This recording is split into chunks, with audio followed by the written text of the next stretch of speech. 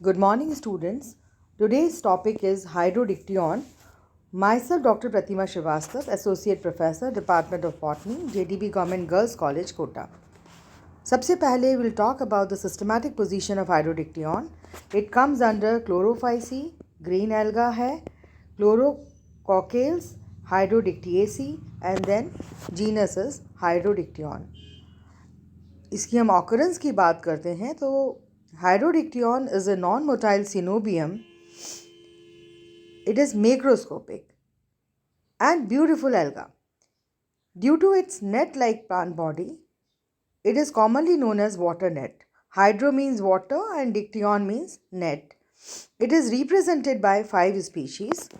Only 2 species of Hydrodiction, that is Hydrodiction reticulatum and Hydrodiction indicum, are reported from India. Hydrodiction reticulatum is cosmopolitan in distribution. Cosmopolitan बच्चों हम जानते हैं मतलब विश्वव्यापी, which is found everywhere.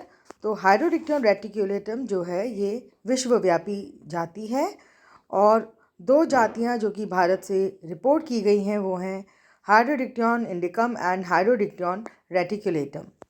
The species are commonly found between spring and rainy season in slow running water or still water of ponds, pools and lakes. जो हमारे पोखर हैं, तालाब हैं, झीलें हैं, उनमें ये जो स्पीशीज़ हैं ये धीमी गति से बहते हुए जल में या फिर रुके हुए जल में, रुद्ध जल में पाई जाती हैं between spring season and rainy season. It generally floats on the surface of the water. They may also lie on the bottom. ये पानी की जल की सतह पर तैरते हुए दिखाई देते हैं. ये कभी कभी धरातल पर भी सेटल हो जाते हैं. Very often due to profuse growth, कई बार बहुत अत्यधिक ग्रोथ वृद्धि की वजह से जो नेट्स हैं they assume big size और ये पूरे पॉन्ड को कवर कर लेते हैं. ये इस तरह से जालिकावत संरचना दिखाई दे रही है हाइड्रोडिक्टियन में. किस तरह से ये जो सेल्स हैं ये नेट बनाते हैं. ये हाइड्रोडिक्टियन एल्गा जो कि ये ग्रीन एल्गा है. Now we come to the thallus structure of Hydrodictyon. A mature coenobium. बेटा सिनोबियम हमने आपको पहले भी बताया था जब वॉल्वॉक्स के बारे में बात की थी. तो एक कॉलोनी और सिनोबियम ये 2 टर्म्स आती हैं. अगर कॉलोनी में कोशिकाओं की संख्या निश्चित हो, उसका आमाप और उसका जो शेप है वो निश्चित हो तो उसे हम सिनोबियम कहते हैं. तो coenobium is that colony which has fixed number of cells. तो a mature coenobium consist of a hollow cylindrical network which is closed at both the ends. It is flat, ये चपटा है, एंड सॉसर शेप्ड यानी कि जो हमारी plate या जो तश्तरी होती है उसके जैसी शेप होती है. और मैक्सिमम साइज़ जैसा हमने कहा कि ये मैक्रोस्कोपिक है तो maximum size is 20 to 30 centimetre. Rarely it may reach up to the height of 60 centimetre. ये लेंथ जो है इसकी लंबाई जो है वो 60 सेंटीमीटर तक हो सकती है. The mature net of coenobium is made of a few hundred to several thousand cells. इसमें कुछ 100 से लेकर हज़ारों कोशिकाएं भी पाई जा सकती हैं. These cells are joined at the end and form pentagonal or hexagonal structures. These structures are called meshes. ये जो संरचनाएं हैं इनको meshes कहते हैं. Each mesh interspace is generally bounded by 5 to 6 or rarely 3 cells. At each angle of the net or mesh meet 3 cells. अगर हम cell structure की बात करें हाइड्रोडिक्टियन की तो इसकी जो हर कोशिका है वो लंबी है, सिलेंड्रिकल या ओवॉइड है शेप में. Its internal structure can be differentiated into 2 parts, cell wall and protoplasm. Cell wall 2 परत की बनी है, 2 लेयर्स की है and it is made up of cellulose. और उसके अंदर पाया जाता है प्रोटोप्लाज्म. हम सब जानते हैं cell wall is the main distinguishing feature between the plant cell and animal cell. Cell wall cellulose की बनी होती है जनरली और ये डेड है. When young the cells are uninucleate. युवावस्था में जो कोशिकाएं हैं वो एक केंद्रकीय होती हैं but at maturity they become multi nucleate जिसको हम संकोशिकी अवस्था कहते हैं. Sales contain reticulate chloroplast. इसमें जो क्लोरोप्लास्ट है वो जालिकावत है विद मेनी पैरेनॉइड्स। पैरेनॉइड्स बच्चों आप जानते हैं रिजर्व फूड में एक ऐसी संरचना है जिसका कोर प्रोटीन का बना हुआ है और चारों ओर स्टार्च शीट पाई जाती है। All the typical structures of green algae जैसे कि ribosomes, mitochondria, dictyosomes are also present. जैसे जैसे सेल मैच्योर होता है एक सेंट्रल वैक्यूल जो है वो अपीयर होता है and the protoplasm becomes peripheral. ये देखिए कोशिका स्ट्रक्चर, जैसे हमने बताया कि द सेल्स जो हैं दे आर सिलेंड्रिकल। इसमें साइटोप्लाज्म, पायरेनॉइड्स, न्यूक्लियाई, क्लोरोप्लास्ट और सेल वॉल, ये सारी संरचनाएं देखने को मिलती हैं। Outermost cell wall, then there is the chloroplast which is net like, then the nuclei are there, pyrenoids and cytoplasm. Now we come to the reproduction in Hydrodictyon. जो जनन की प्रक्रिया है हाइड्रोडिक्टियन की वह 3 प्रकार की है, वेजिटेटिव, एसेक्सुअल एंड सेक्सुअल। जो वेजिटेटिव रिप्रोडक्शन है it takes place by fragmentation. The coenobium breaks up into small pieces. छोटे पीसेस में सिनोबियम टूट जाता है जिसको कि हम फ्रैगमेंट्स कहते हैं या खंड कहते हैं, which have the capability to grow into new colonies. इनमें यह पोटेंशियल है कि ये नई कॉलोनी बना सकें। It may be due to water currents and movement of aquatic animals. Asexual reproduction या अलैंगिक जनन, it takes place by the formation of autocolonies or daughter colonies. इसमें जो संतति कॉलोनीज़ हैं, डॉटर कॉलोनीज़ हैं, इनके बनने की वजह से ये अलैंगिक जनन होता है। Sex organs are not involve in asexual reproduction. These colonies are formed by biflagellate uninucleate zoospores. ये कॉलोनी किनके द्वारा बनती है? द्विकशाभिक एक केंद्रकी चल बीजाणुओं के द्वारा। अंडर फेवरेबल कंडीशंस, अनुकूल परिस्थितियों में, ईच सिनोसिटिक सेल बिहेव्स एज जूस्पोरेंजियम। हर संकोशिकी जो कोशिका है वह एक जूस्पोरेंजियम की तरह बिहेव करती है। Its nuclei undergo mitotic divisions to form a large number of nuclei. इसका जो केंद्रक है उसमें समसूत्री विभाजन होता है जिसके परिणाम स्वरूप बहुत संख्या में केंद्रक बनते हैं। 7,000 से 20,000 तक इनकी संख्या हो सकती है। Protoplasm get segmented into many segments as there are nuclei. तो उतने जितने नंबर न्यूक्लियाई के हैं उतनी संख्या में प्रोटोप्लाज्म जो है उनका खंडन हो जाएगा। Each segment gets surrounded by a small amount of cytoplasm, एक लिमिटिक membrane होगी and it develops 2 Whiplash type equal flagella और ये बायफ्लैजिलेट जूस्पोर की तरह बिहेव करने लगता है। In Hydrodictyon, a peculiar phenomenon is observed. The zoospores thus formed are never liberated outside the parent cell. इस तरह से जो zoospores बनते हैं वो पेरेंट सेल के बाहर लिबरेट नहीं होते हैं, वो चलनशील होते हैं within the restricted region, that is within the cell. After swimming inside the cell, cell के अंदर ही तैरने के बाद they ultimately withdraw their flagella and they get themselves arranged into characteristic hexagonal और pentagonal fashion to form a new net.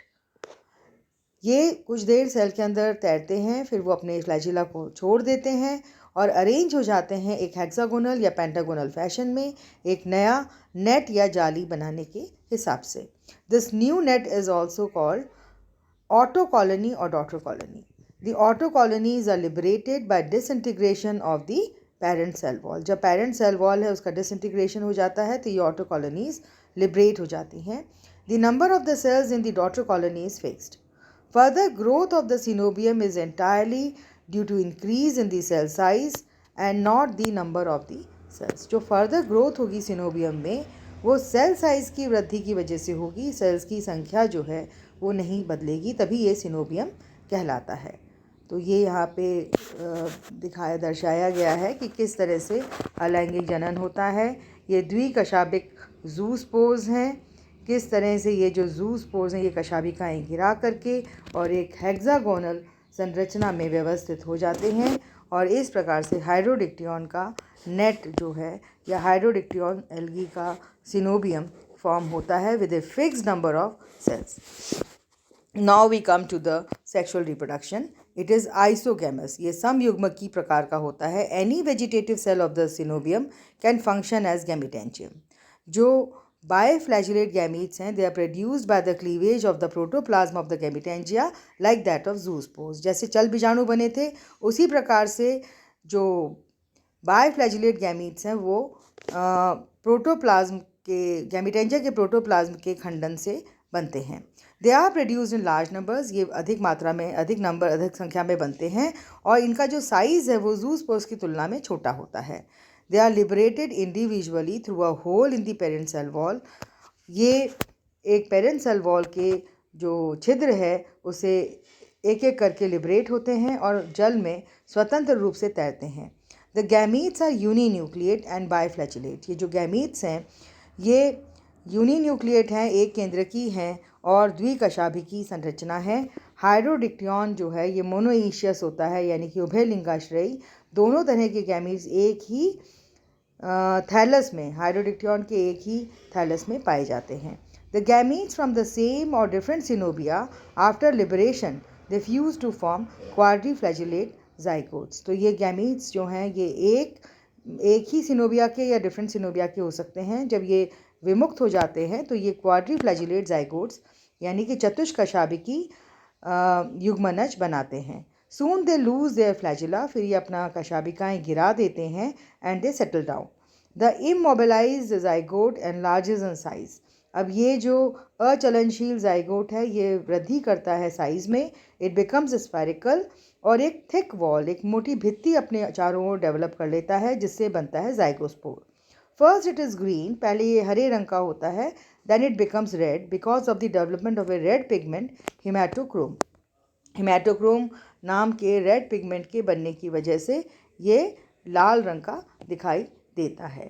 तो ये देखिए इसका जो स्ट्रक्चर है, किस तरह से ये बायफ्लैजिलेट गैमीट्स हैं जो कि अपनी टेट्राफ्लैजिलेट कंडीशंस यहाँ पे दिखाई दे रही हैं। बायफ्लैजिलेट ये गैमीट्स बने, जब इनका फ्यूजन हुआ तो जाइगोट में ये टेट्राफ्लैजिलेट हैं, चतुष्कशाभिकी हैं। फिर ये चारों ओर एक थिक वॉल बना लेता है, फिर इसमें डिवीजन होता है।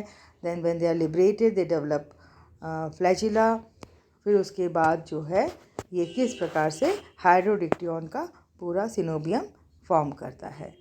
तो ये है सेक्सुअल रिप्रोडक्शन इन हाइड्रोडिक्टियन। और उसके बाद हम बात करते हैं जर्मिनेशन ऑफ जाइगोस्पोर की। द जाइगोस्पोर जो है ये it is capable to hide over the low water winter temperature. आप जानते हैं कि विंटर में जो बहुत टेम्परेचर लो हो जाता है उसको ये जाइगोस्पोर ओवरकम कर सकता है। तो जैसे ही स्प्रिंग सीजन आता है ना, वसंत ऋतु के आने के समय जो डिप्लॉयड न्यूक्लियस है उसमें मियोसिस हो जाएगा, जाइगोटिक मियोसिस हो जाएगा, जिसके परिणाम स्वरूप 4 हैप्लॉइड अगुणित यूनिन्यूक्लिएट एक केंद्र की द्विकशाभिक गोनोजूस्पोर्स या मियोस्पोर्स बनते हैं। ये जो जाइगोस्पोर की जो भित्ति है जो कि बहुत थिक होती है ये बर्स्ट हो जाती है and meiospores are liberated in the surrounding water. और कुछ समय तैरने के बाद ये जो मियोस्पोर्स हैं दे कम टू रेस्ट।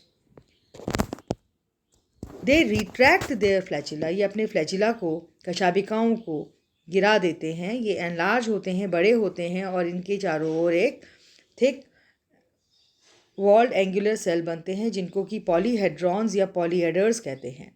ये स्टेज कहलाती है पॉलीहेड्रॉन स्टेज। बेटा एग्जाम में ये क्वेश्चन पूछा जाता है कि पॉलीहेड्रॉन स्टेज क्या होती है।